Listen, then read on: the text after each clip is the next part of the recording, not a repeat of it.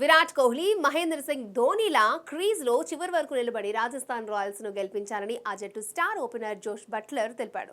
IPL 2024 సీజన్లో భాగంగా Kolkata night రైడర్స్తో మంగళవారం ఆఖరి బంతి వరకు ఉత్కంఠగా జరిగిన మ్యాచ్లో రాజస్థాన్ రాయల్స్ 2 వికెట్ల తేడాతో గెలుపొందింది. ఈ మ్యాచ్లో ఓపెనర్గా బరిలోకి దిగిన బట్లర్ అజేయ శతకంతో రాజస్థాన్ రాయల్స్కి చిరస్మరణీయ విజయాన్ని అందించి మ్యాన్ ఆఫ్ ద మ్యాచ్ అవార్డుని అందుకున్నాడు.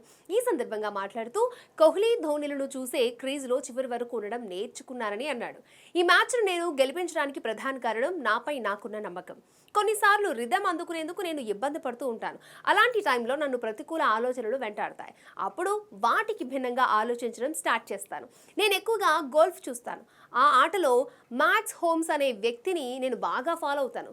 నిరాశకు గురైనప్పుడు నా అంతరాత్మను క్వశ్చన్ చేసుకుంటాను. నేను బాగానే ఉన్నానని చెప్పడానికి ప్రశాంతంగా ఉండేందుకు ప్రయత్నిస్తాను.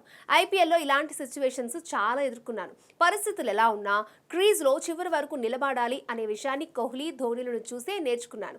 ఐపీఎల్లో కోహ్లీ, ధోనీ చాలాసార్లు ఆఖరి వరకు ఉండి మ్యాచ్లు గెలిపించారు. ఈ మ్యాచ్లో నేను వారిలానే ఆడి మ్యాచ్ని గెలిపించాను. మా హెడ్ కోచ్ కుమార్ సంగర్కర్ సైతం కొన్ని విషయాలు చెప్పాడని తెలిపాడు బట్లర్.